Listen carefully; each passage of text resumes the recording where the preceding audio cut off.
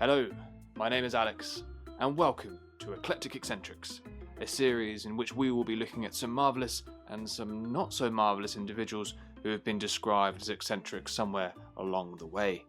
Their stories might delight, terrify, or intrigue you, but they will always entertain. Hello, and welcome to Episode 2, Series 2 of Eclectic Eccentrics. Please, I insist, put your feet up, close your eyes, and mellow out to my, hopefully, dulcet tones. For in today's episode, we are looking at a woman whose eccentricity led her to creating her very own religious movement, a movement which in some form continues to this day, some 200 years later. A curious tale does await us, so let us dive straight in. Joanna Southcott was born in April 1750 to parents William and Hannah. The family lived and worked in Devonshire, England, and ran a small farm together. So far, so usual.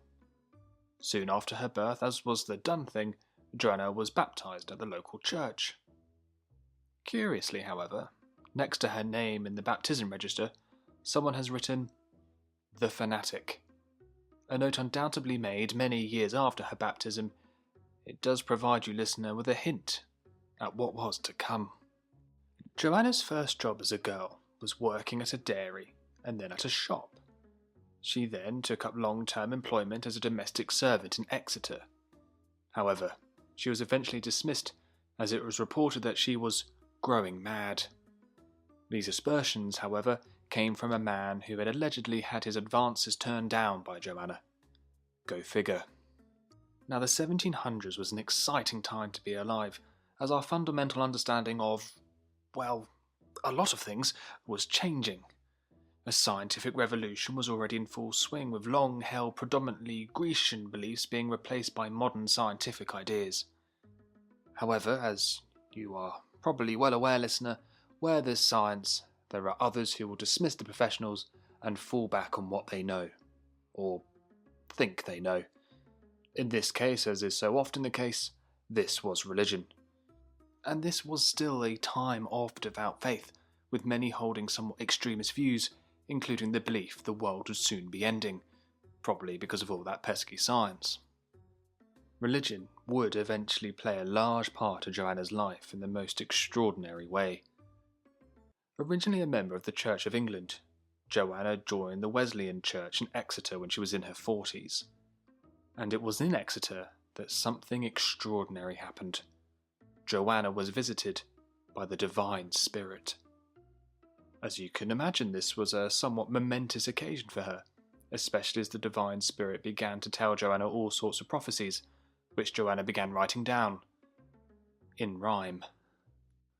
While read in Bible verse, Joanna also started telling anyone who would listen, which, spoiler alert, was a surprising amount of people, that she was the woman of the apocalypse.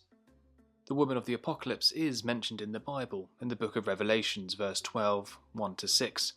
It states, "A great portent appeared in heaven, a woman clothed with the sun, with the moon under her feet, and on her head a crown of 12 stars.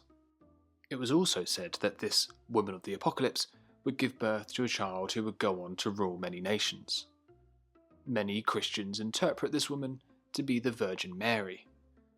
Joanna, however, did not, and in fact stated that she would, one day, give birth to a child who would be the new Messiah. She soon began to develop a small band of followers who would visit Joanna to listen to more of her prophecies and her interpretations of the Bible, especially in relation to the end of days. It just so happened that some of Joanna's prophecies turned out to be true, including one where she foretold the death of a bishop.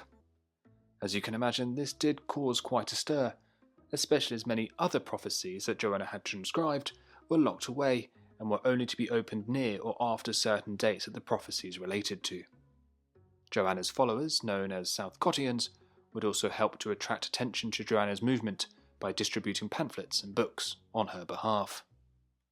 This amazingly had a very positive effect, and Joanna's followers kept growing, and it wasn't long until she'd up sticks and moved to London at the request of a chap called Elias Carpenter. Elias was a lay preacher being someone who leads services, worship, etc., but has not been ordained. He is also an important character in this tale, for Elias was responsible for providing Joanna her first chapel, aptly named the House of God. Though Joanna and Elias would eventually fall out, leading to Joanna moving on to a new establishment, Elias would continue to run this church for several years.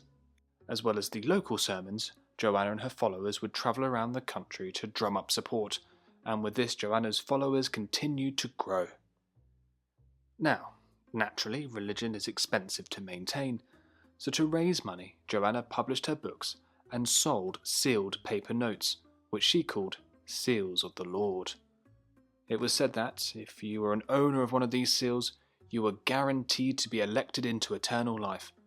These seals were popular, with well over 10,000 being sold. Now, as you may have expected, Joanna, despite her legion of followers, also had her fair share of critics and detractors. Amongst these critics was a poet named Robert Southey, who's well known for writing the original Goldilocks and the Three Bears, who said, "Had she been sent to Bedlam 10 years ago, how many 100 persons would have been preserved from this infectious and disgraceful insanity?" Despite this and all the negative press and public ridicule, another one of Joanna's prophecies came true, and this time it was big. At the age of 64, she became pregnant without the input of anyone else. This was naturally met by some skepticism. However, some reports state that 17 out of the 21 physicians who examined Joanna confirmed that she was indeed pregnant. Things did go a little crazy at this point, and who could blame them? The Messiah was soon to be born. Joanna's followers sent her many gifts, including a crib which in today's money would have been worth around £14,000, as well as offering her houses to come and live in. She was the talk of the town, but not all the talk was positive. It is alleged that one of her followers spread the news that Joanna was in fact carrying an illegitimate baby. Sadly, back then, this was not looked on fondly, and resulted in a mob going to Joanna's house, where they threw stones and bricks against the building. In no time at all, the due date came and went, and no baby was born.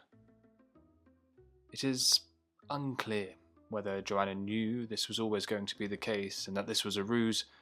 However, we must also be mindful of the fact that it may have been a phantom pregnancy, and I can only imagine the private sadness she may have felt should she have genuinely expected to have a baby.